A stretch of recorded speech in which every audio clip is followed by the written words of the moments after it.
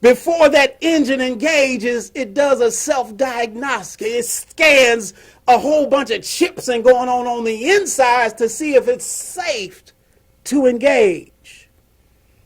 And that's another reason why under housekeeping we should have someone to read the room. To read the room. To scan before engaging. What about us? Beautifully minded people. I'm moving on. That's all I have under housekeeping. I'm at I. Inspiration and motivation. May I ask you, those that stop by to check up on Hype Central, see what's going on now. I call this under my prologue or introduction. May I ask, it says, my ask to you as we begin today is that you utilize your beautiful minds, your beautiful minds. In fact, that's what I heard a couple of mornings ago. I was in the bathroom finishing up, and I heard the word beautiful mind. And I said, The first thing that came to mind was a movie, I think it was called Beautiful Mind. But I pushed that out quickly. But I focused on beautiful mind, and I dwelt there just a little bit. I heard early Saturday morning. I just heard it yesterday morning. Beautiful mind. 5 words as a daily affirmation. Another recommendation. I gave you the first one. I'm not ordinary. I'm extraordinary, or I'm extraordinary. Moving on. These 5 words of affirmation would be, I have a beautiful mind. Think about that for a couple of seconds. I have a beautiful mind. A beautiful mind. Don't care if you find yourself using words such as these. You have a beautiful mind. I'm just moving on. That's a recommendation for an affirmation. I have a beautiful mind. But these words came to mind. If you're the type of individual that uses words such as doohickey, contraption, whatchamacallit, or that thingamajig, or that thingy, beautiful mind, beautiful mind. Or I remember, here's a quick sidebar, I remember there are times where I used to work with this friend of mine who taught me to fish. His name is Chris. That almost rhymes. His name is Chris. And last I heard, he was still a fireman with the Chicago Fire Department. In other words, I haven't talked to him in a while. But anyway, one of the things he loved to do was home remodeling. And periodically I would work with him. I'm going somewhere with this. Bear with me. So there are times when I'm there working with him on a job site, whatever particular job he's doing at the time, electrical, drywalling, whatever it might be, painting, whatever it might be. Periodically, he'd look up at me, wherever I am in the room or the vicinity, and he said, "Hey, C." And I look up to see what he wants. And he said, "Bring me that." And it's like every now and then he loses, the item he's looking for. And he said, "Bring me that." He go, and I look at him. And depending on what the scenario is that he's doing at the time, I just talked about the CPU cars doing a quick scan and a quick diagnostic. When he gets to that place and he can't tell me the item to retrieve for him is what I'm getting at, he'll do that whistle. He said, "Bring me that." And I'm supposed to interpret what that is? So me being the valiant assistant that I am, that is cognizant of everything that is going on around me and wanting to be extremely helpful, I do a quick scan in the vicinity of what he's doing, and using my beautiful mind, 99.9% of the time, I'll put my hand on exactly the item he was looking for at the time, be it a screwdriver, be it pliers, be it shears, be it carpenter knife, whatever. But if you're the type of person with this beautiful mind that, let me continue, with your beautiful mind, you may be unfamiliar with clinical, technical, scientific, or professional terminology. And yet, you, yes, you, with your beautiful mind, are ripe for the universe to put in service for the half of many. That's where I was going with it. First, you're not ordinary. You're extraordinary. Not only that, you're extraordinary. And you may not be the linguistic. You may not be the professor. You may not be the English major. You may say doohickey. You may say whatchamacallit. You may say thingy. You may say, what's the other word I got? Contraption. And yet, if you're willing, the universe has need of you. You're ripe. You're ripe. And then I ended it with, are you willing? Let me move on a little bit further. So say so. My mind is a beautiful one. And if you choose to make this one of your affirmations, I got down here also, there is a tarot reader that says quite often, she said, let's be great, let's be great. I'll just say D and E. D for a word and E for a word, but D and E. She's a tarot reader, and she says, let's be great, let's be great. So, in being great, recognize that you have a beautiful mind, and say to yourself, my mind is a beautiful one, and be grateful, and watch what happens progressively over time. And then I have the words, let's begin. But I have kind of a sidebar. I want to keep it interesting. Like I said, there's a few pages yet ahead. One of the things I used to do growing up is, I might have mentioned this before in a prior video, one of the things I used to love to do is when I want to say Don Henley, but when the Donnelly, it was either R&R or something, the Donnelly yellow pages used to be delivered to the house. Back in the day, the yellow pages used to be about that thick. And for me, I'm talking about the commercial side of the yellow pages. Again, keep in mind, the beautiful mind. And I would sit down just like I got the most exciting book, and I would go from page to page. It was alphabetized, and I would look at the diagrams, the pictures, and the names of the different businesses and companies. Let me read what I wrote down. I used to survey the yellow pages of businesses local in my community or to my community. Various businesses that at one time didn't exist. Your mind is limitless. Those that you consider successful.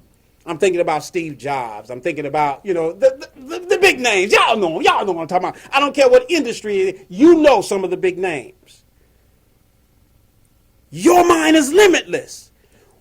Those that you consider successful began somewhere. They made us aware of the possibilities for us all. Those that follow scripture as text. If you go to Ecclesiastics, it talk about time and chance happeneth to us all. Don't think that's not available to you. That's all I'm saying. Amen, Ashe. Because you're not ordinary. You're extraordinary. You're extraordinary. And the mind that you have is a beautiful one. But not only that, the possibilities of what you have been given are endless.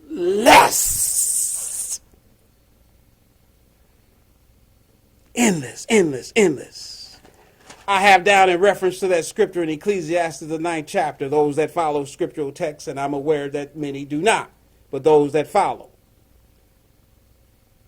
that the race is not given to the swift, nor the battle to the strong, neither yet bread to the wise, nor yet riches to men of understanding, nor yet favor to men of skill, but time and chance happeneth to them all.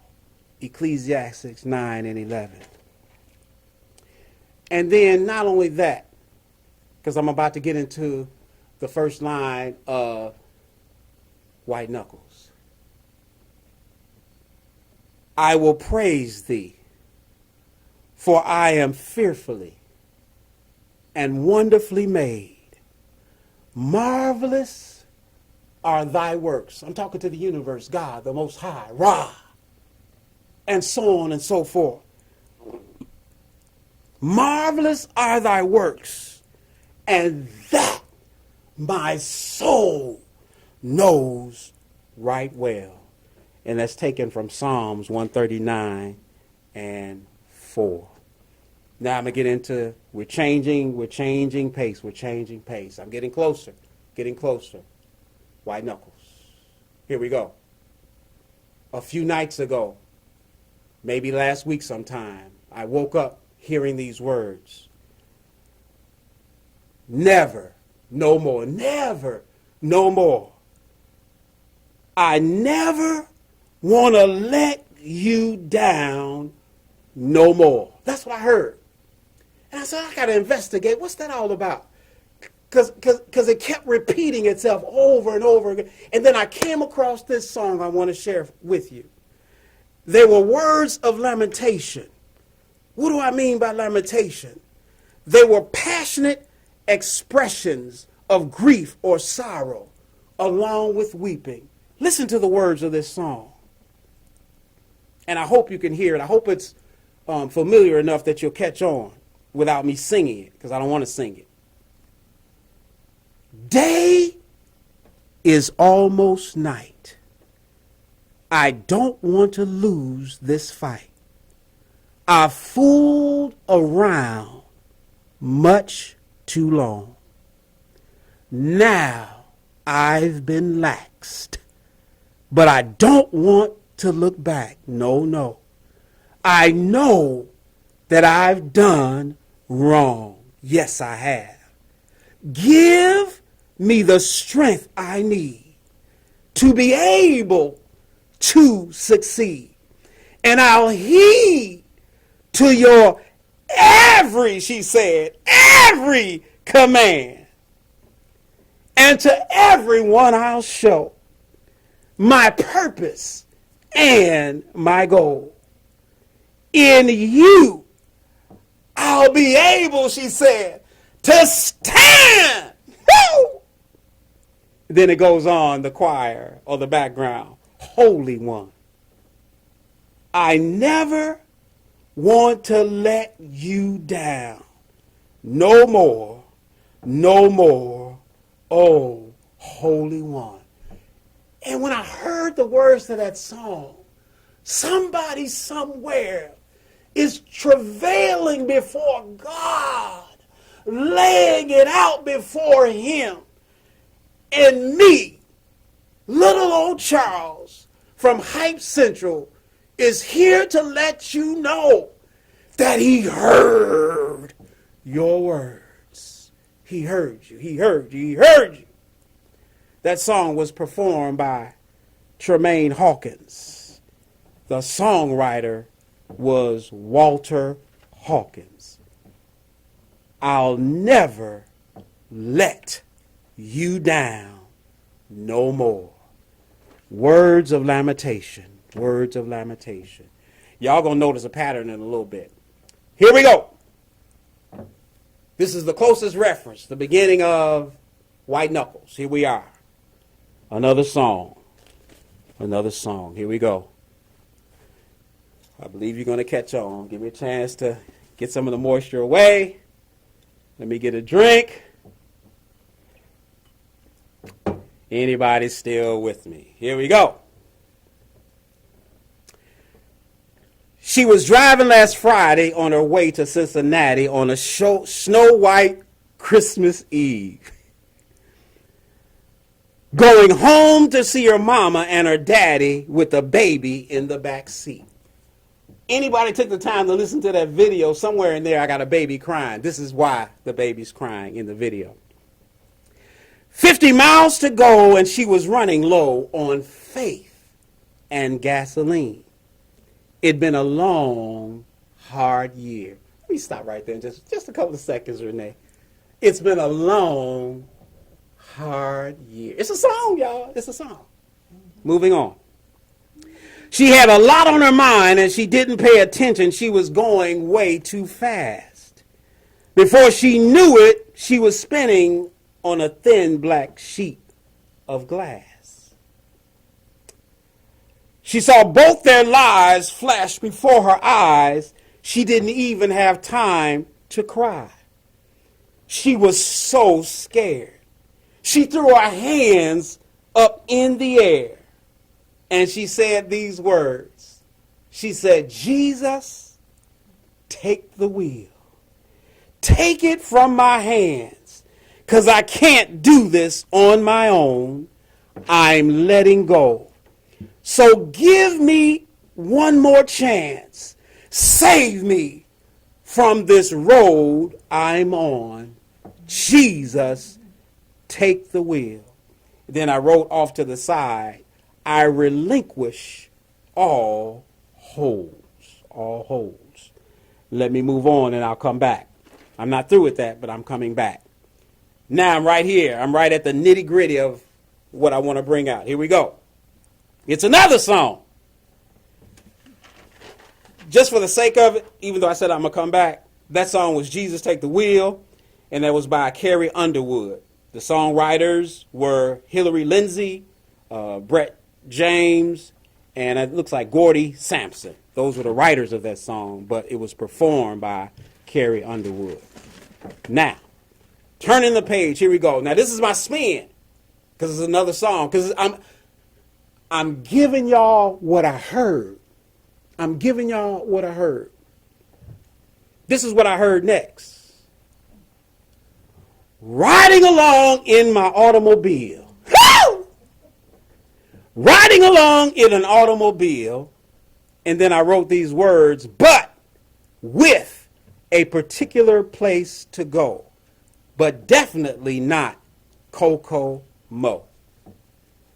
The name of that song is No Particular Place to Go. Riding along in an automobile. Very familiar line, and I can see the person's face who I'm about to tell you. His name is Chuck Berry. He is the performer of the song of No Particular Place to Go. He was the performer and the songwriter. I'm saying this next couple of words for a reason. His name was Charles Edward Anderson Berry. Bunch of first names. How about that? Charles Edward Anderson Berry. Let me explain. Let me go a little bit further. This automobile rides like one, but it wasn't. Let me tell you where I'm going. This automobile-like type vehicle had 18 wheels. It carried either or a trailer 48 feet long or 53 feet long. And as I was a newcomer to that industry as a career, we were mandated to pull the 53-foot trailers wherever we went across the country. The max weight of these vehicles, I speak of the tractor trailers or semi-trucks is what I'm talking about with the trailer attached. Maximum weight of these vehicles was 80,000 pounds. 80,000 pounds. White knuckles, white knuckles, white knuckles. The first song we had was Jesus Take the Wheels, because she found herself on black ice. She threw her hands up in the air. Jesus, take the wheel. And here we are, riding along in an automobile. But the automobile I speak of is a semi-truck with a 53-foot trailer attached. I'm the driver. But I'm going to ask you to allow me to embellish my story just a little bit. You'll understand momentarily. 18 wheels, 53-foot trailer I was pulling. And during this period of time, I was driving in a caravan. There were about 3 to 5 trucks. We were back to back. Anybody know the story about Smokey and the Bandit, or the movie Smokey and the Bandit? One of the particular items that stood out in the movie is the Citizens Band radio that they had, notably known as the CB. CB. So we were 3 to 5 vehicles deep, and the only method of communication we had, because this was in the 90s, was the CB. Bear with me in this embellishment. We were running in the caravan. The first vehicle was driven by a Catholic, and his truck was loaded with 80,000 pounds of various beliefs, dichotomies, doxologies, eschatological leanings, including thoughts of reincarnation and so on and so forth. The reason why I'm saying it all now, I'm giving you all the names of all the possibilities, the beliefs, the dichotomies, the doxologies, the eschatological leanings. I will be saying the same thing for each vehicle. But the next vehicle, there was a Christian driver. Just bear with me, y'all. Let me get it out like I saw it. The next vehicle, a follower of Islam. Now, it was 80,000 pounds deep of dichotomies and doxologies and beliefs, various beliefs. The next vehicle, a Buddhist, Hindu, and so on and so forth. I'm exaggerating, but I'm trying to make a point. It was all of us on a 2-lane interstate heading the same direction, riding in caravan. Let me tell you the good part about it. Because the other thing came to pass, and I'm going to talk about it on the next page, is this. For me, during this period, it was the best of times as well as the worst of times. Those are the words I heard as I was writing this down. I was like, I heard that before. So I did a little investigation, and I found out, this is Roman numeral 2, that the writer of those words were Charles Dickens.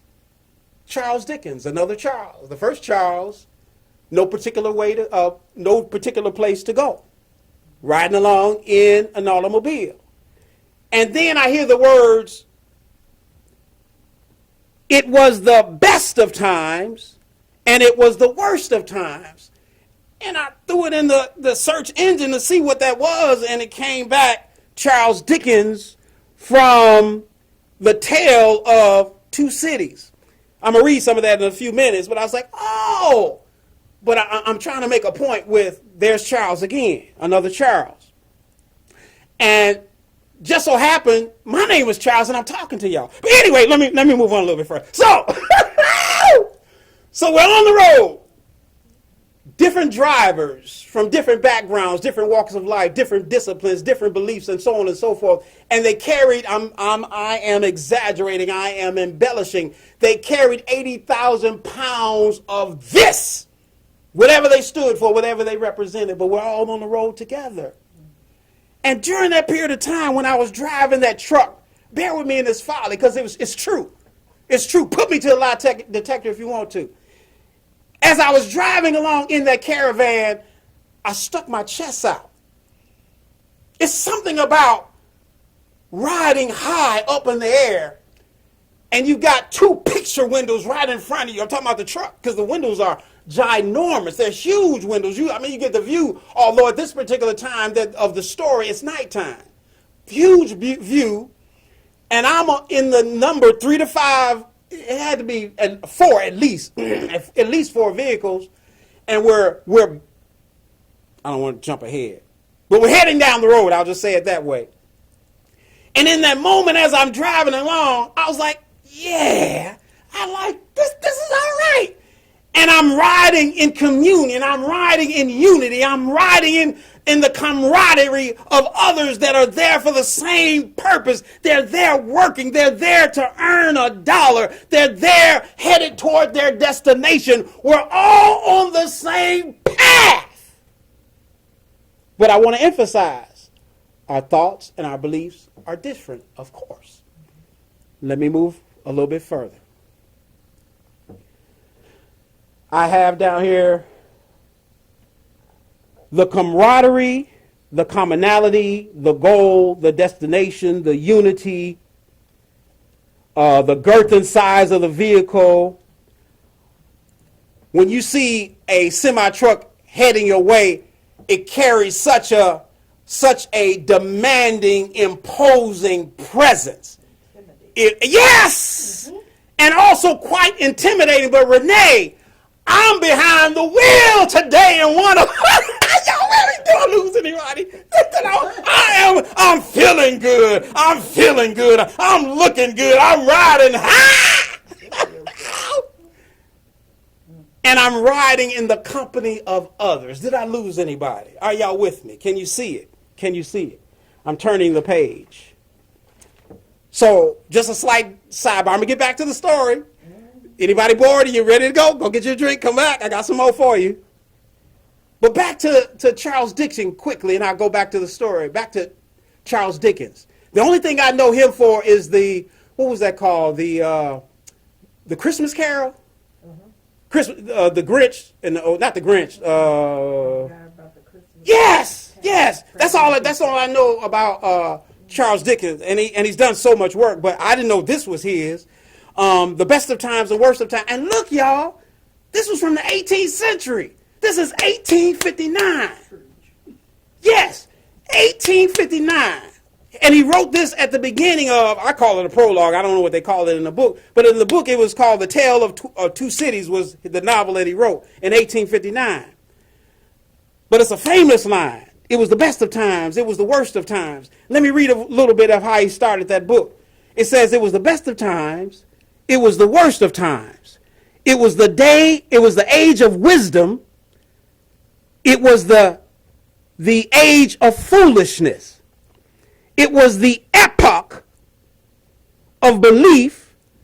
It was the epoch or notability of incredulity or unwilling or unable to believe something.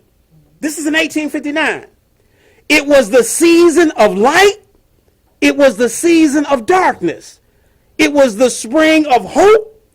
It was the winter of despair. We had everything before us. We had nothing before us. We were all going direct to heaven. We were all going direct the other way. I'm going to stop there. My point is this. This was in 1859. But if you look at the cadence and the rhythm and the verbiage of what's being spoken, those very words can be front and present today. And it just amazed me from 1859.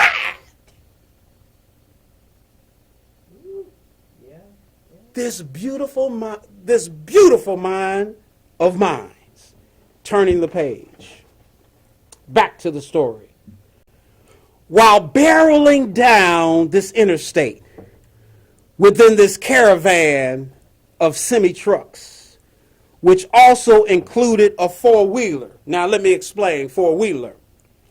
Back in the day, it's probably still the same now, four-wheeler was the vernacular used for a regular automobile. But in this case, right in front of me, because that was one of the things I said as I was riding merrily along, guiding this truck with this humongous steering wheel, and I think it had 10 gears in it, and you had to double shift and all that. I think it was 10 gears in this truck. And I think it was just a cab over. It wasn't the conventional, it was just a cab over. But anyway, I digress. But right in front of me was looked like a modern version of the Country Squire wagon. He was lodged in between two semis. There was a semi in front of him, and I was the semi behind this four-wheel car. I have down here, this was the terminology to discern a regular car. I wrote down again, the version of a Country Squire station wagon. And on the back of this wagon, he had an extended antenna.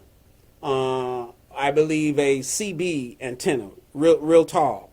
So as we're barreling down this road, each vehicle driven by someone different, like I said, this is the embellishment of my story, different beliefs, different doxologies, and so on and so forth. We're all heading somewhere on the other end of this two-lane expressway to our destination. Then suddenly, over the CB or Citizens Band radio came the words, "Black Ice." That's what I heard as I'm driving the vehicle. Over the CB came the words, "Black Ice." And he said right after that, he says, "No one press your brakes." At the very instant, whoever's still there in front of their smartphone or TV listening at me, understand my feelings. I'm a newbie driver, driving in tandem. It was my turn to drive. The driver before me drove his 5 or 6 hours, and now it's my turn, and it's black night, not only black ice. And I'm new to it, although I felt like, I was riding high, chest out in that caravan, but then the call came. No one put on their brakes. It's black ice. As soon as he put a period on that sentence, the Country Squire wagon in front of me, tail lights came on. And white knuckles.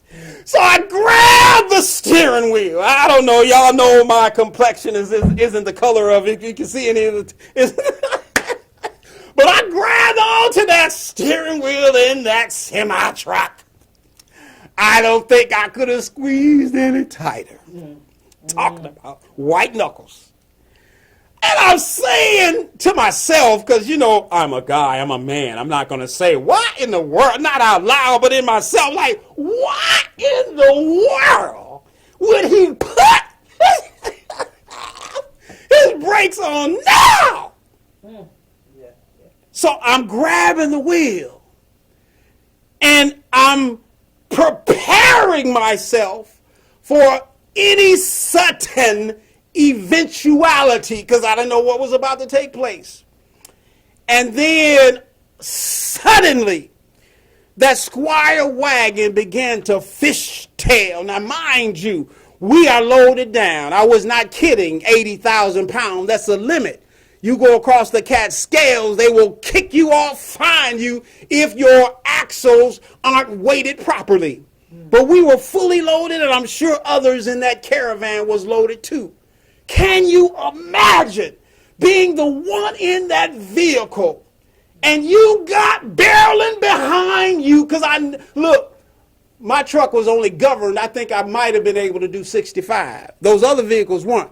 So if I'm in that caravan, that means, I don't know if anybody is familiar with road work driving. When you're going from out of town and you're going with your family and they say we all want to stay together, whoever's taking the lead, you have to supersede the speed limit in order for those following behind you to be at least at the speed limit. So what I'm getting at is those up in front had to be moving out in order for me to max out the truck that I was in. I don't know what the wagon was doing in front of me, but when I saw him fishing tail, I was like, oh no. There was no way that vehicle would have survived if but. So as he began to fishtail, his rear end went from side to side. And then it flipped off on my left hand, and the rear end of his vehicle, the back wheels landed on top of the guardrails. And then someone came across on the CB, said, I'll call emergency services to let them know, what had took place with that vehicle. Because again, we weren't stopping. It was black ice. Now, those that are familiar with CB know that, there's an emergency channel. We can still communicate on one channel, but you can go to, I don't know, what was it, 19 back in the day? I think it was 18, 19 or something like that. You can go to that channel, make your emergency report, like for breakdowns or, in this instance, an accident, and make the report. So let me continue the story. That was my white knuckle experience. But I'm going to move on. Suddenly, over the CB Citizen Band radio came the words black ice. No one used their brakes, but the car did immediately and began to fishtail. I got down here, Jesus, take the wheel. And then let me continue, clutching the wheel. Let me see, it was my turn. Basically, I already said all that. So, I ended it with white knuckles indeed, and then I have the words, let's begin. All of the vehicles where I talked about the embellishment of, they were represented by different movements, different disciplines, different doxologies, and so on and so forth, but they all have a destination, eschatological determined end. It doesn't matter what movement they're in. For them, they see the end as something. There may be some similarities, there may be some differences, but I wrote these words. Some see their end as being celestial. Some see their end as being terrestrial. Some see their end as being galactical. That's what I wrote down. Sidebar. When wheels aren't turning, you ain't earning. I heard that quite often. Like I said, it was the best of times and the worst of times. I could tell you stories, some I already mentioned in other videos, where the dispatcher of my truck, the company I work for, I won't name right now because I worked for a couple of briefly. One of them was Hogan Transports, but that wasn't the main one. But anyway, they were so thirsty for making money. Many times being behind the wheel, we were out of bounds. If Smokey came by and checked our logbooks, they knew good and well we wasn't supposed to be behind the wheel of that vehicle. That's probably why, just me talking, some of the accidents have occurred, in time past. Some of those drivers had no business being behind the wheel at that time, because either they're trying to please their company or they're trying to please themselves. One of the benefits would have been that would have kept me in the service of driving trucks is if I was independent. It was my truck, and I would have been making more money a mile, and not the money a mile I was making given to the company, and they just peeled off something and gave it to me, and then kept me moving. So it was the best of times and it was the worst of times. Didn't like it. Did not like it. Moving on. What else do I have down here? Independent driver. Okay, so I talked about that. Next. Antagonist of our soul or period of growth and maturity.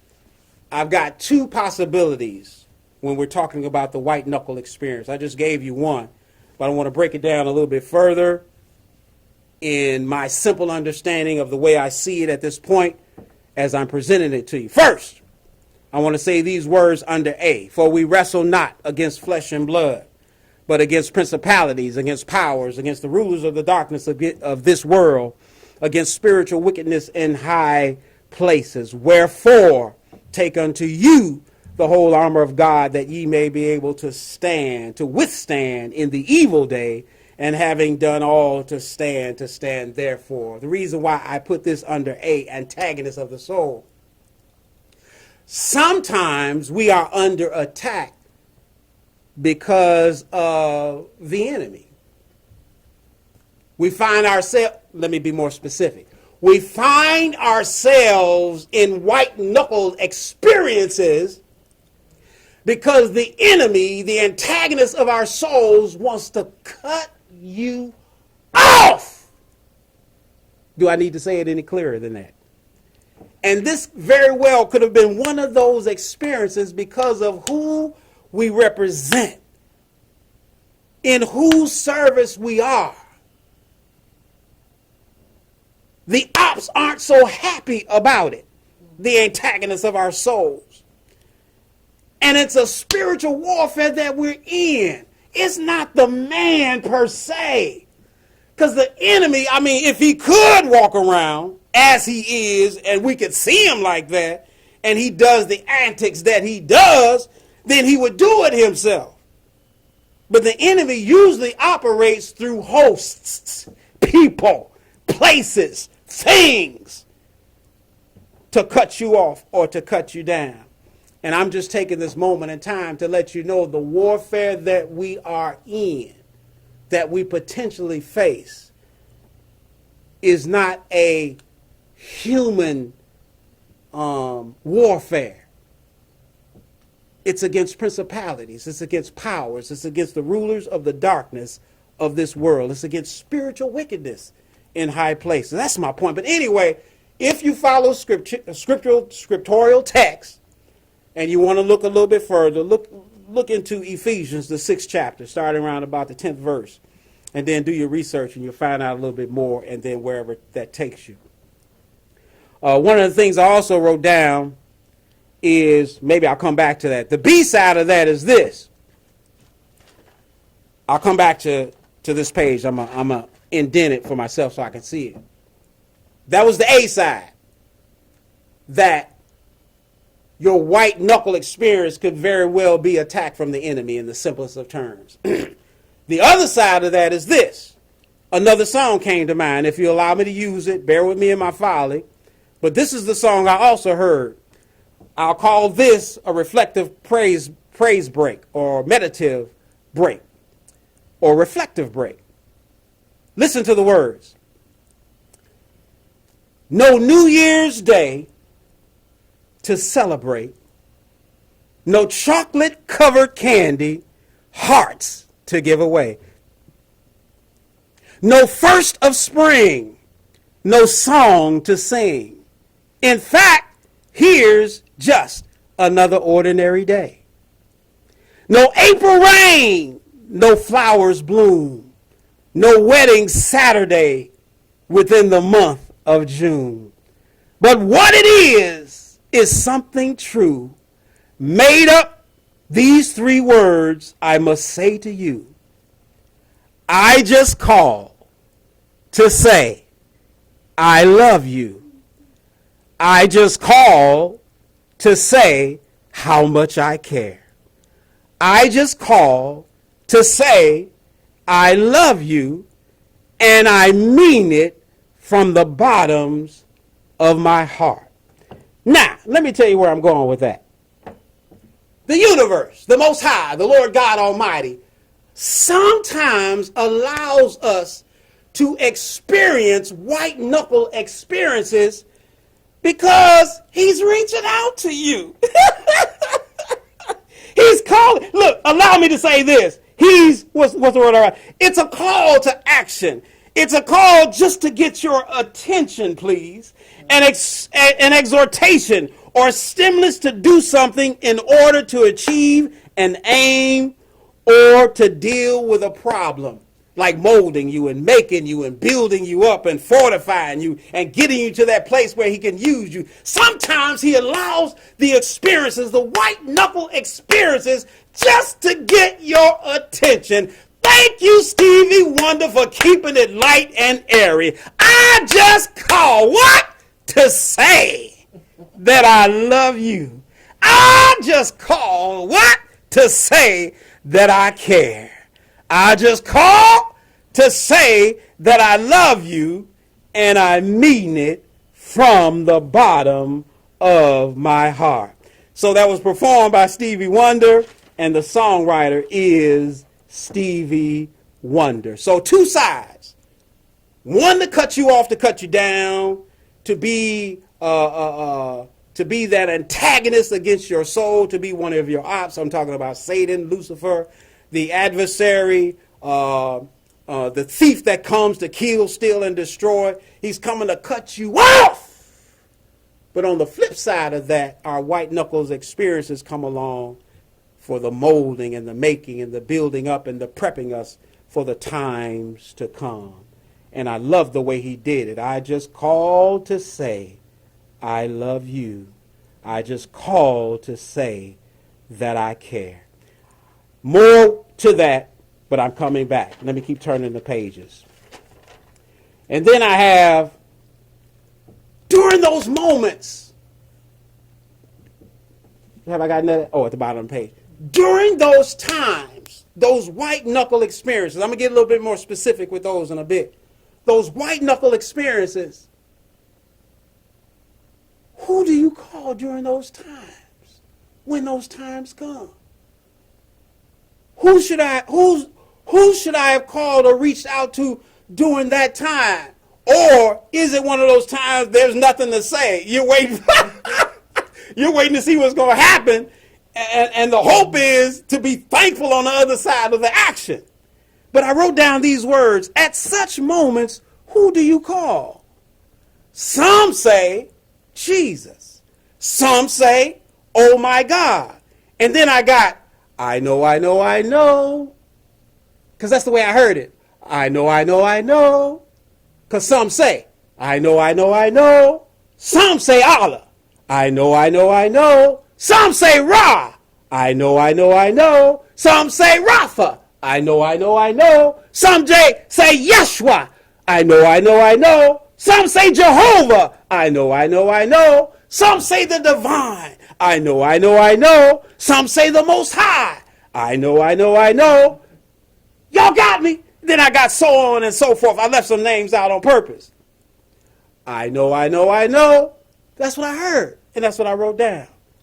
But who do you call? Here we go. White knuckles. Look at this.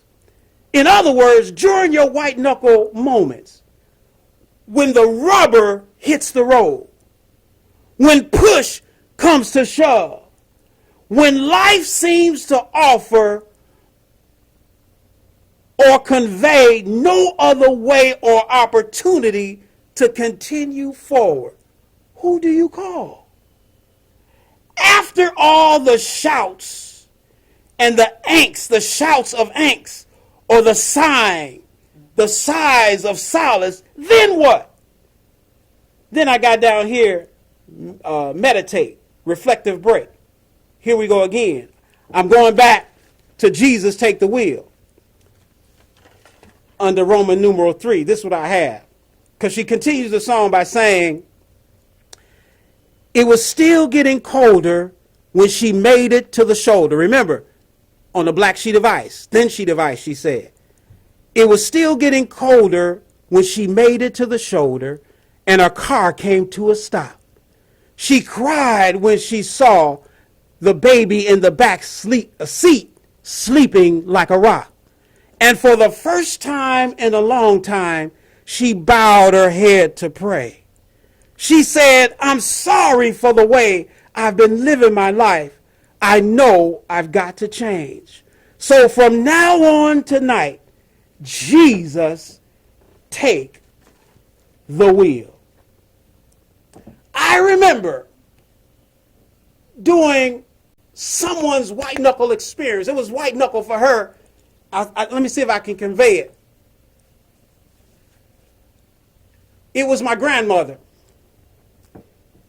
Her husband had died.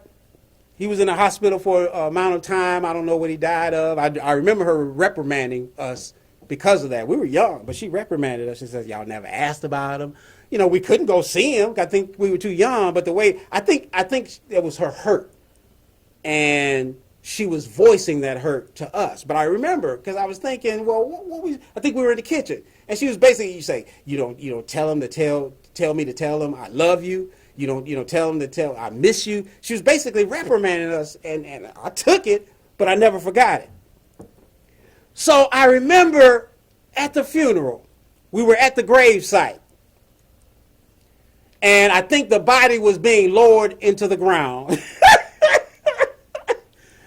And this was a long time ago. I want to say this was had to be in the 70s. Had to be in the 70s. So as the body was being lowered into the grave, we called her Miss Mommy.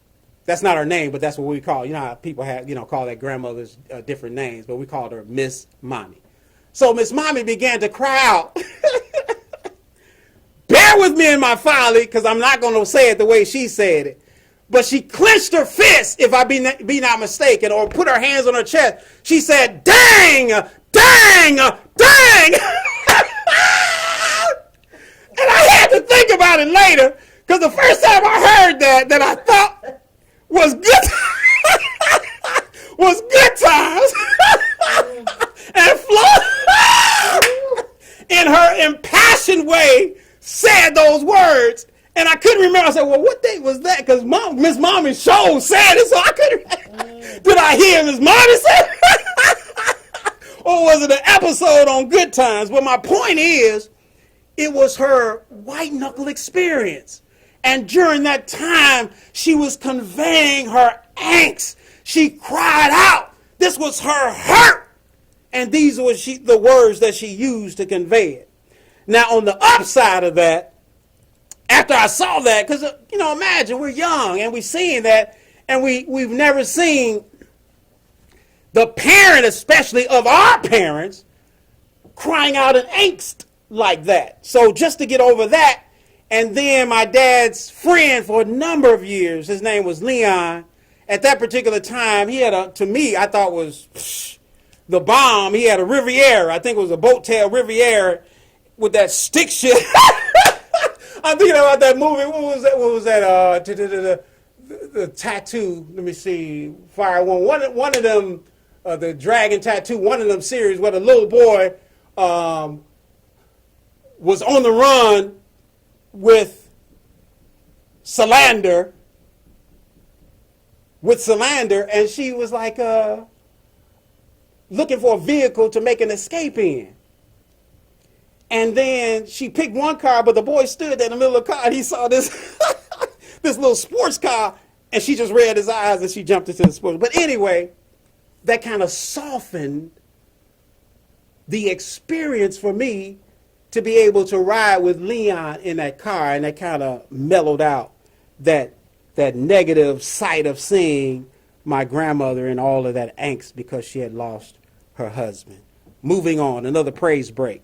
I heard some knocking on the floor, so I need to tone it down a little bit. I don't know if it's for us or they're doing something else, but I quiet down a little bit. Repairing something, maybe? Oh, okay. So anyway, the next song that came to mind. Oh, you think they're doing some work over there is what you're saying? Oh. So the next song that came to mind under this praise break is this. I was thinking about, I'll give you the words that I have written here, but it's from the 27th Psalm. The Lord is my light and my salvation.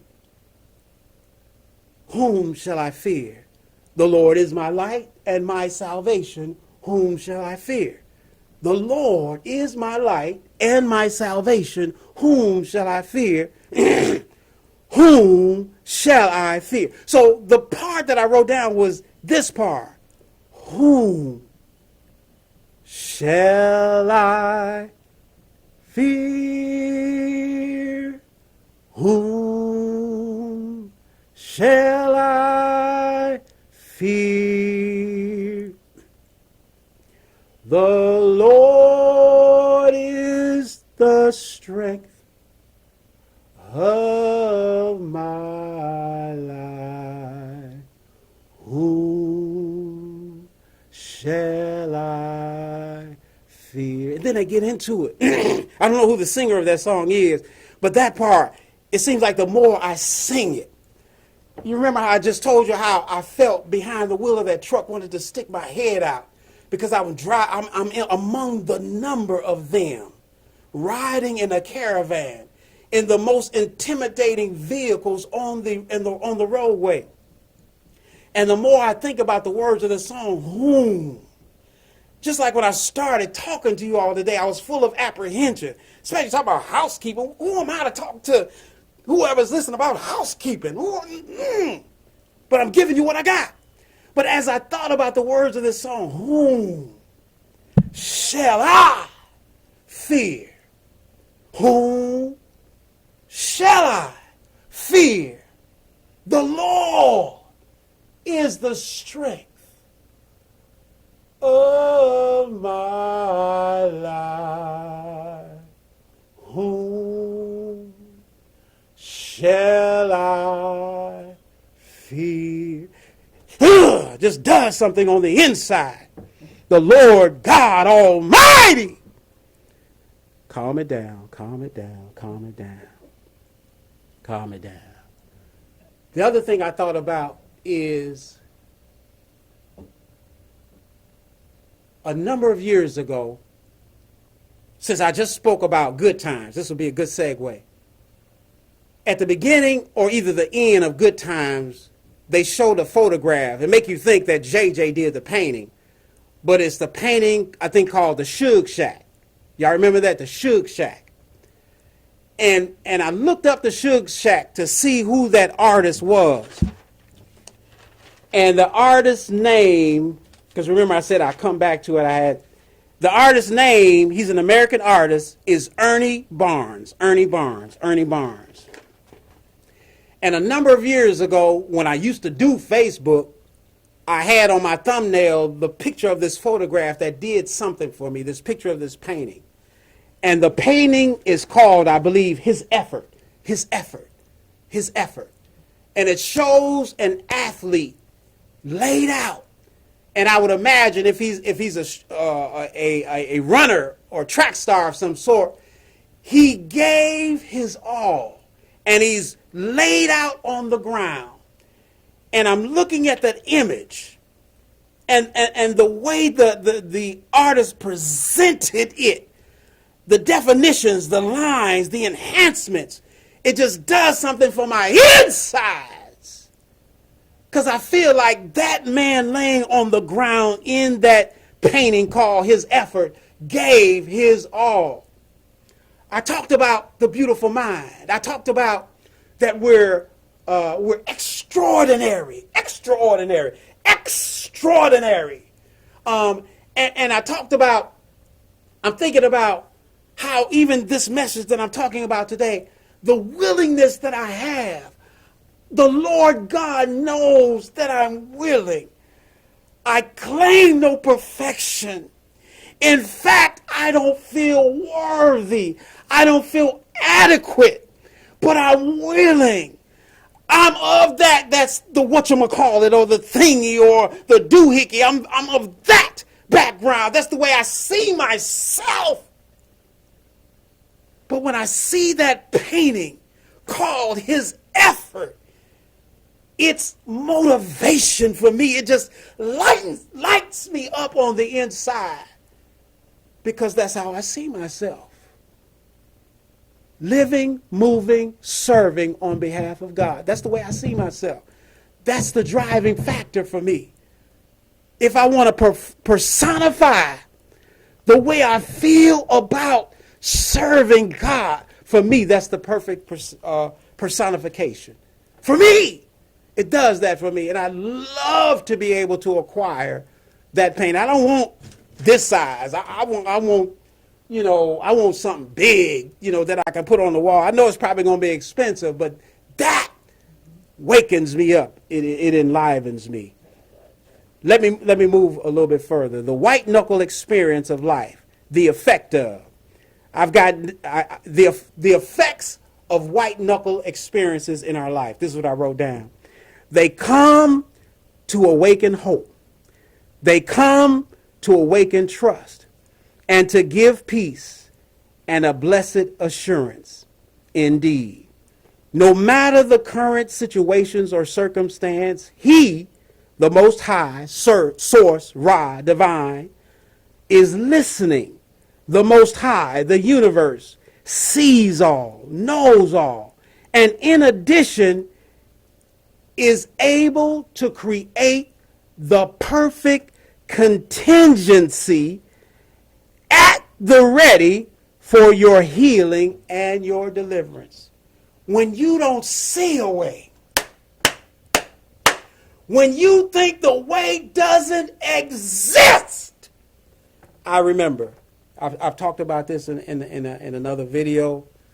I remember after being told on that window treatment job that I had that they were not turning us away from unemployment, after they had told me if I would help them close their stores, that I was assured a position with their company. When the final day came, she says they're not turning anyone away from unemployment. I said, hold on, what you mean? Because you told me if I help y'all close the stores that I was assured a spot and a place. And she says, no, they're closing it all down. No one has a job. So I went home. I didn't tell this lady, Renee, what had happened. I just kept to myself. And on the inside, I believe I was just trusting God. I don't know. I don't remember how the day played out. I just know that was a Friday. And when I woke up that Saturday morning, I heard a voice. I heard the words, get up. I was like, okay. And the voice said, put on these slacks, put on this shirt, and put on this tie. And me being me, y'all, I'm just saying, who goes to look for a job on a Saturday? I cannot just be myself. Y'all just, those that mean right and walk in light, just pray for me. Who goes to look for a job on a Saturday morning? That's what I said. Even though I'm being divinely guided, this is taking place before my eyes. Never had I experienced anything like this before. In fact, to my knowledge, not that voice before. I had never heard that before. To that point, to that year, to that time, to that season. So I put those clothes on. I go to the place I was instructed to go to. Look, all these were words. Nobody called me on the phone. Nobody sent me. In fact, I don't know if we were texting then, right? T, I think we were still doing beepers then. I think beepers were still around. So nobody texted me. I didn't hear nothing on the airwaves. They weren't using cups with the strings. I heard this voice within myself. Put these clothes on and go to this place that I'm telling you to go. So I relented. I did exactly what I heard to do. I put those slacks on. I put that shirt on. I put that tie on. I jumped in my Regal. Is that correct? 79 Regal. And I drove to the place I was told to go to. Now, mind you, I was just let go Friday. And Saturday morning, I'm being instructed where to go. Contingency. The Almighty, the Most High, the universe sees all, knows all, and in addition creates perfect contingencies made at the ready just for you. So I go to the place. It happened to be a mall on 95th and Western in Chicago. I walked into the mall, went to the place they told me to go to, walked in. Hi, my name is Charles, and I'd like to apply for a position at your organization. And he says, I'm sorry, they just did all the hiring. They did all the hiring they were going to do. He says, but you know what? He said, I think the district manager or supervisor, whoever he was at the time, is across the street at the other store. You know, maybe you can go by and talk to him. So I said, okay. Now, mind you, those of you watching me and listening to me now, I like to be open and plain before you because I want you to know me at face value. So I go back to that 79 Regal and I sit back in the seat. And I look up at the top of that Alcantara roof of my car and I say to who can't be seen but sent me on this journey, and I said, look, I said, the only reason. Yes, I did. The only reason why I'm out here on a Saturday morning, y'all know, right? is because you sent me out here. Now, that ain't the best part. Then I said, now I'm going to go. Yes, I did. I said, now I'm going to go. Oh, okay. Yes, I did. Yes, I did. So I get out of the car. I leave the car there. I walk across the street. I walk across Western Avenue, and I go into the entrance on 95th Street, basically the corner of 95th Street and Western Avenue, and I walk into the store. I walk into the store, and there's this burly guy walking across carrying probably a TV or something, but it was in a box about that size. Still the box TV, y'all. It wasn't a flat screen. Talk about me later. But anyway, so he's carrying this box, kind of leaning back. And I said, excuse me, sir, excuse me. And I said, my name is Charles, and I'd like to apply for a position with your organization. And he stood there holding that box, looking at me, and he stared at me. He said, what can you do? And then I gave him a verbal resume of the things that I had done to that point. And he stood there for a moment, and he looked at me, and he said, be here Monday morning at 9 o'clock. And that's how I ended up working at the Radio Shack company, Tandy Corporation, I think they were going by at the time. The Tandy Corporation, I think that was still in the 80s, I think. I think that was still the 80s. And he said, be there Monday morning at 9 o'clock. And the position they gave me was a management trainee. But anyway, the Lord God, that was for me a white knuckling. I didn't know what was going to happen next. It might not be as detrimental as it could have been riding the trucks. And what could have happened to that country squire wagon just in front of me in that fully loaded 80,000-pound vehicle, and whoever was behind me, it could have been horrendous. And the same thing, I know it's just a song, but Jesus Take the Wheel, what it could have been. It was a picture. I know it's just a story, but it was a song that gave a visual that could have easily been seen and understood. Let me move on a little bit further. You must be willing to trust first by letting go. I have down here the called, the chosen, the elect.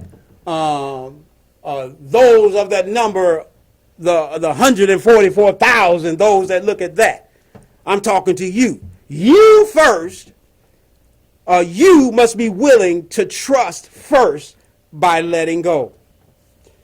Carrie Underwood sang in her performance of the song, she said, Jesus, take the wheel. She said she threw her hands up in the air. You know, I'm letting go, she said, I'm letting go. No matter what's going on in your life, whatever places you in that place where it seems like there's no out, you've got to be willing to trust. I've got next, letting go. I wish I had something thick. But in letting go, this is the visual I saw as I was writing the words down. Letting go, I can see someone's hands, fingers being pulled away from you got to be willing to let go. He can't come in if you're holding on to it. He can't do what he wants to do if you're holding on tight to a thing. Even if it's just holding on tight in worry, in despair. That means you're not trusting him. Oh, let me quit. Somebody don't like that, but it's true. The Most High desires to entrust us, but first comes trust. And I think about Renee's movie she reminds me of periodically. The movie was called Entrapment. And they said these words, first we try, and then we trust. That was Sean Connery, and I don't know what the other lady's name. I can see her face, but I can't call her name right now. But the movie was called Entrapment. First try, then we trust. And then I have next a meditative or reflective break. And I've got down here the words, that thing or that doesn't serve you. And I've got another song. Yes, I do. Yes, I do. That's why I didn't sing in the beginning. Some of y'all don't want me singing, but that's all right. Here we go. Huh? Catherine Zeta-Jones. Yeah, right. Catherine, yeah, right. She married one of the Douglases, didn't she? Yeah. Anyway, here's another lyrical for you. Again, letting go with that doesn't serve you. Doesn't serve you. And you'll understand it better after the words and or I give you the name of the song, but I'm just going to do the words right now. It goes on like this. Sail on down the line about half a mile or so. And I don't really want to know where you're going. Maybe once or twice, you see. Time after time, I tried to hold on to what we've got, but now you're going. And I don't mind about the things you're going to say, Lord. I gave all my money and my time. I know it's a shame, but I'm giving you back your name. Yeah. Guess I'll be on my way. I won't be back to stay. I guess I'll move along. I'm looking for a good time. Listen, I don't condone divorce because they tell me that song has something to do with divorce. But the point I want to make is this. Whatever you're holding on to that's keeping you from receiving all that God has in store, it's time to one finger in front of the let it go. Let it go. Whatever that thing is that doesn't serve you, Lionel Richie, who performed it and was the songwriter, says, sail on. Sail on, sail on, sail on. And here's I think the final song. I got one more after it, but it's no lyrics to it. We've talked about that you're not ordinary. You're extraordinary. In fact, you're extraordinary. And that you have a beautiful mind. And those of us that understand where we come from will understand when I say that we're fearfully and wonderfully made, and that my soul knows right well. There will come times when we're tested and tried in different ways, different forms. And some of those times can be quite threatening. That's where the white knuckles comes in at. There's a couple of sides to that. One of the sides is the enemy don't like you. He don't like your focus. He don't like the fact that you like Ernie Barnes painting his effort. He don't like that. He don't like that. I press toward the mark of the prize of the high calling. No, he don't like that. In standing, and I stand therefore in the liberty. He don't like that. No, he want to cut you off. And then I told you that some of the fights we have is not with the individual. Let me go back first. I talked about the experience in Coach Carter, where I tied them shoes. I did that. That we give when we talk about the antics, mostly negative or all negative, the antics of the antagonist of our soul. We get to talk about all the dirt and garbage and black he did. You know, you look up, you didn't talk about him for 20 minutes. And then you use the other 10 minutes to talk about things of light. No! Your platform should be considered hallowed ground. No! You come across that card. You convey what you need to convey and move on. Move on. In fact, bear with me in this folly. When that card comes up, y'all know the person I'm talking about. He wants you to talk about it. I was saw a movie. Was it Mission Impossible? It strengthens him and engravens him or something. Something he was saying.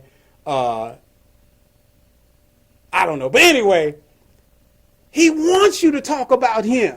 He wants you to talk about the deeds and hear what whatever the guy, Samuel Jackson was playing the role.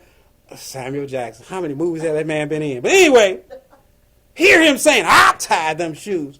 He wants you to talk about the dirt and dark he did. You're reaffirming him. You're strengthening him. You're building his confidence. Do we really want to do that on behalf of Satan? Do we want to really talk about his antics? Listen, he's just doing the job he's supposed to do. I ain't saying so much to flip him off, but I will say maybe flip that card. Just move it off to the side and make the point that you're going to make. Don't dwell on that. No.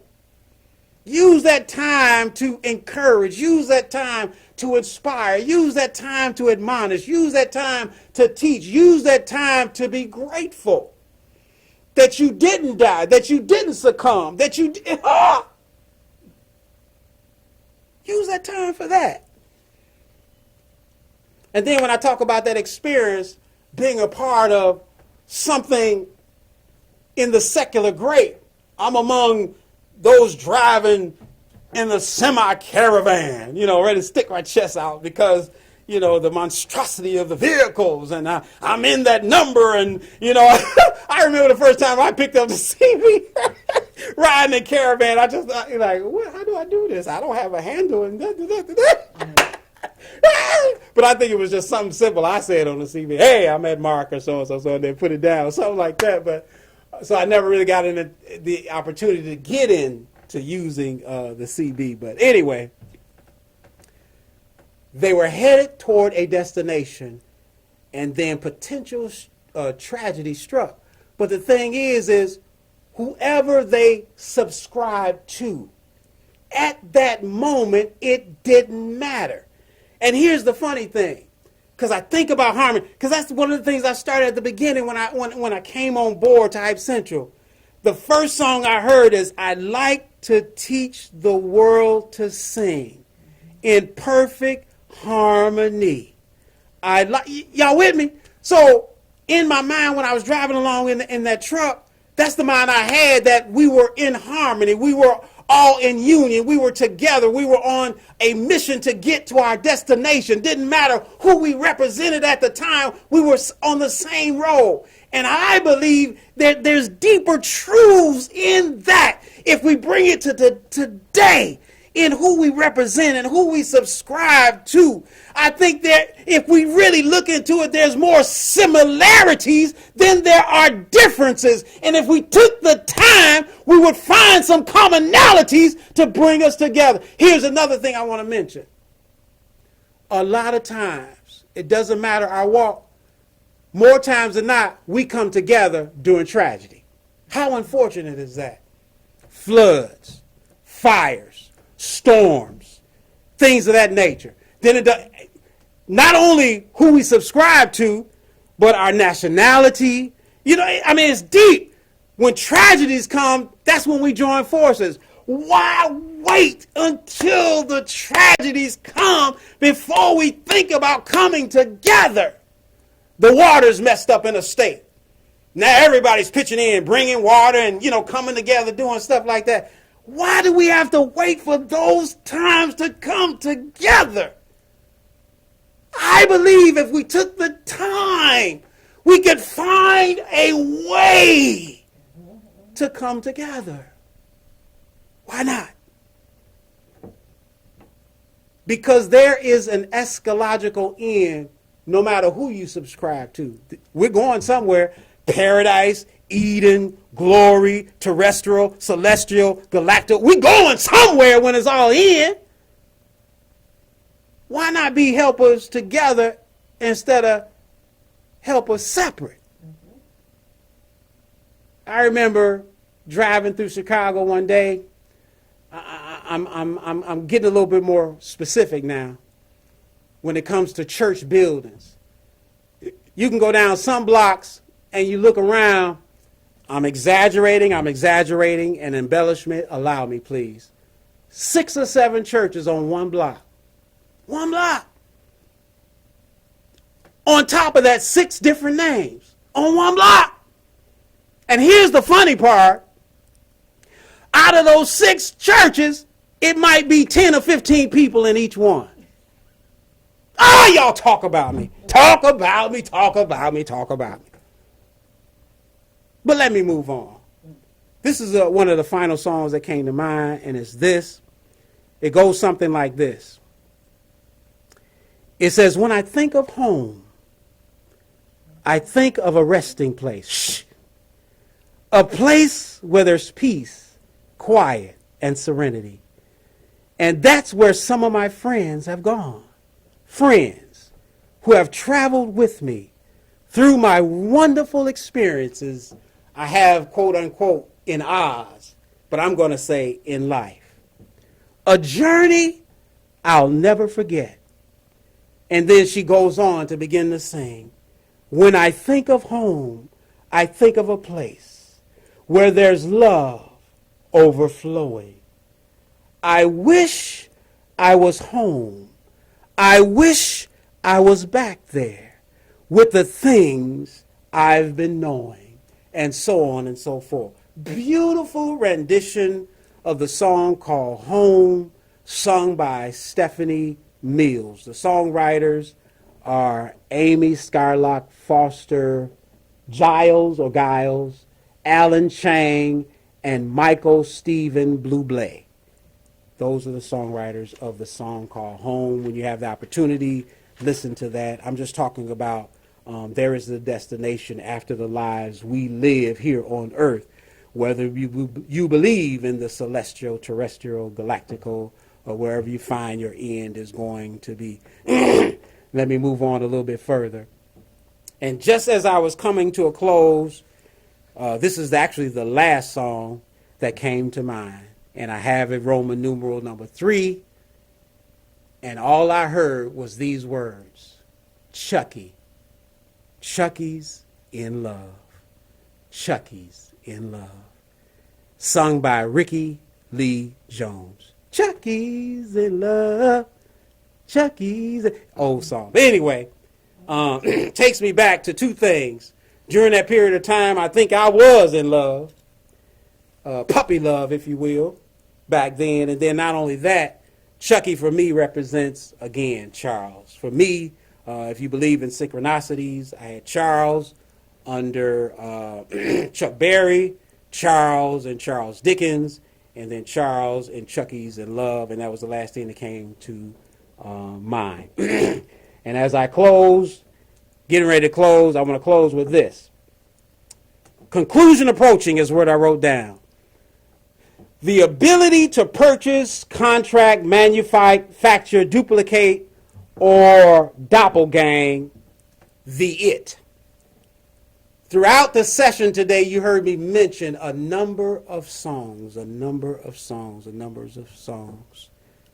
Wouldn't it be something? Source knows your genre. Source already knows what songs you listen to, what type of music you listen to.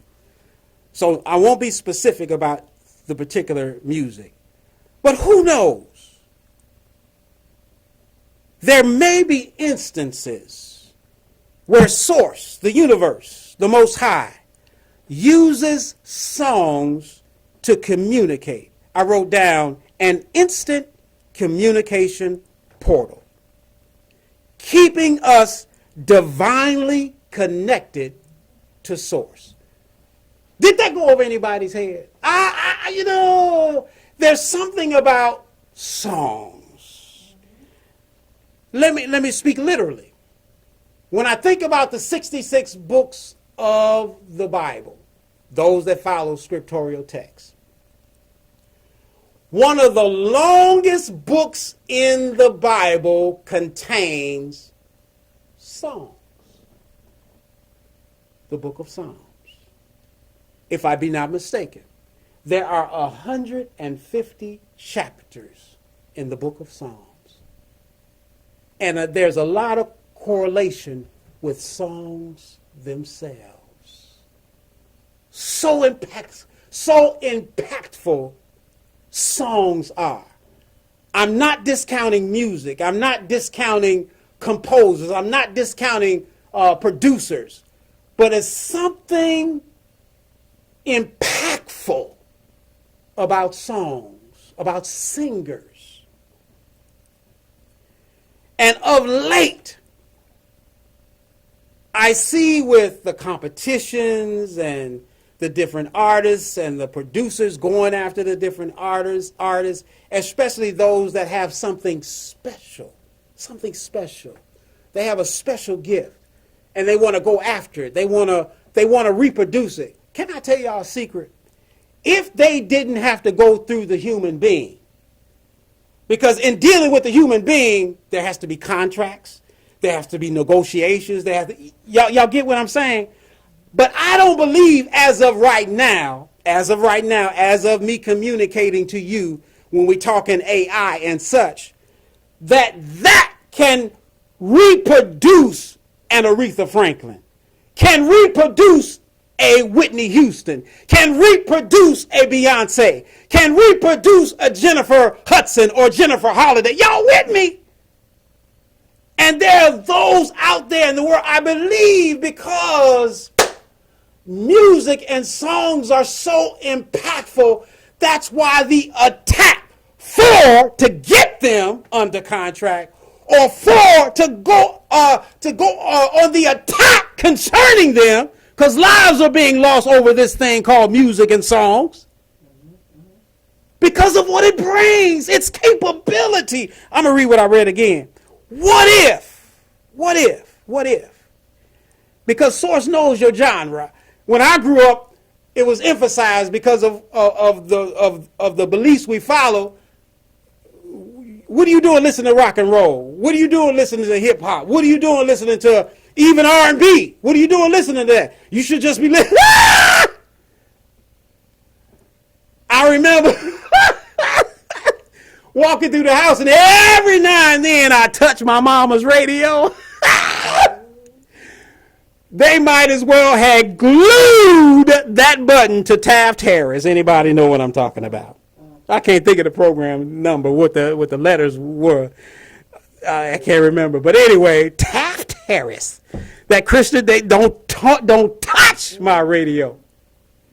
And if you in that car, she doing the research. If you were in that car, you had the opportunity as a young buck to drive your parents' cars, and they were of the church nature. Don't you turn. Saturday Night Sing, and what else? Because he was the host on the main. I can't even think of what the call signs were. But anyway, what I'm getting at is the impact of song and music. It doesn't matter the genre. I believe that if Source wants to communicate to you, to get you in a quiet place, to impart some things to you through songs, he uses that. And I felt so hesitant to present what I wanted to say, White Knuckles, based solely around so much music. But how can you not? Look, if they took music, song, chords, and sounds away, what kind of world would we be living in? Here's another thing. For someone to say, there was a dig, and they found some old script. You know, they found some secret knowledge in a book, and da-da-da-da-da. Okay, I hear you. Yeah, WYCA FM. That's it, WYCA. Yes, Taft Harris. But anyway, what was it? 106.3. Well, 106.3 had that button glued to that because Mama wasn't going to let us turn it nowhere. But anyway, Girl, I almost lost my thought. Here we go. Where was it going? Bear with me, people. I'm going to grab it back. Song, music, sounds. So sorry. Girl, you and Taft Harrison at 106 again. Woo! Time to turn the station. Look, God can communicate, I believe, through songs. I have down here the ability to purchase, contract, manufacture, and duplicate, or even doppelgang the it factor. If they could get away with not having to deal with you as a singer, not having to deal with you as an artist, and still get the same effect that you bring, do you not know they would go that separate route? They would do that very thing. What does music bring? Look, music brings sound. It brings frequency. Or that's where I was going with it. Listen, the book. They tell me they found a book full of secret knowledge. Where I was headed was this. In our historical records, many movements that are out there, many disciplines that are out there, many beliefs that are out there have been able to carry their dogma, their doxologies, their lyrical rules and information about what they represent. They did it in song. Or they did it orally, the spoken word, carried down year after year after. They wasn't writing it down. For you to tell me that you found some book with all that secret knowledge in it, I said, okay, that's part of it. But for me, that ain't all of it. It's some more out there. Where's the song? Where's the oral verbiage? That's how they have been able to survive so long. Such impactful power. I have down here the sound of music indeed. When we hear music, I have this written down. I believe that what we're listening to should be culled. It should be mined. It should be detected. It should be extrapolated. Let me turn the page. The other words I wrote down, what music offers. It offers sounds. It offers frequency, oral communication, influence, energy, and emotion. All that comes from music. And I also wrote down those that are after the it factor. I have B-O-L-O again. Be on the lookout for All Points Bulletin. They want to utilize the creative's juices and their various abilities. That's what they're going after. They're going after your gifts. And your gift is for the world.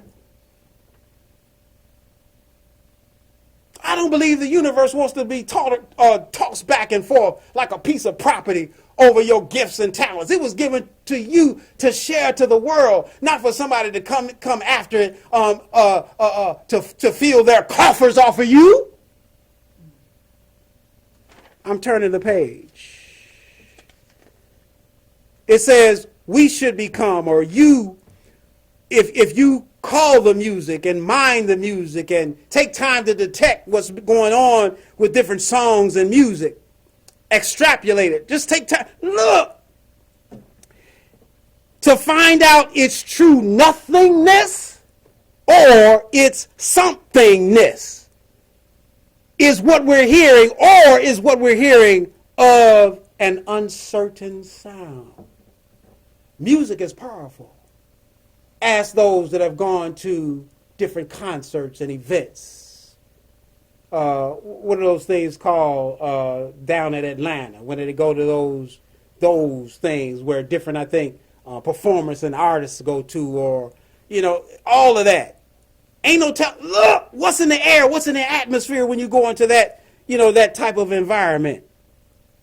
You, as the listener to this, the observer to this, need to decide its genuineness or its potential legacy.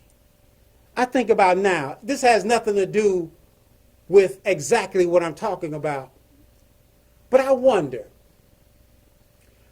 when that man sang, what's that song I'm thinking about? Not When a Man Loves a Woman, but that too. That's a good offering too. But cause I love. Lenny Williams. Yes! When Lenny Williams sang, whoa! I don't know if he knew when he sung that song that it would become the legacy that it is. I know, it has, no direct, but for me, what it does is, like I'm saying to you, I'm looking at the camera, that I like to be open and real and genuine.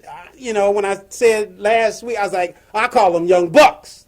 I want to be myself and open. When someone comes across a singing that way or presenting their gift just themselves, it's impactful.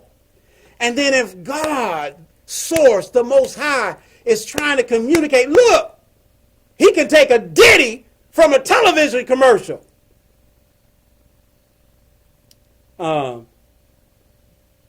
baloney has a first name, it's Oscar. My baloney has a last name, and is Meyer.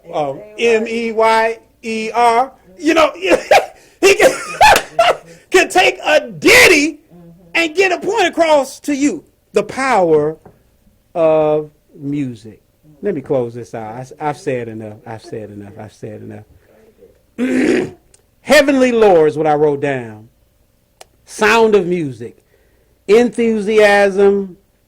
Let me see. Song, music, valuable intel might be gained from certain songs. It doesn't matter the genre, but valuable intel can be realized through music. Music is a living entity. Music holds agency for the world. Soul music, indeed, is what I wrote down. And for the sake of those that have been around for a while, blue-eyed soul as well. I'm being funny. Talk about me later. And our goal is to find the hype. This is Hype Central. Everything that I'm talking about, we want to find the hype. How is it useful to us? Why? In what way? White knuckle experience. Closing down with this white knuckles. Things held on to so tightly. Saying, this is what I wrote down for example. I got 2 more pages after this. My ailment. Whatever that ailment might be. My loss or current time of misfortune. My separation, my divorce. Being fired or furloughed. Your economic status.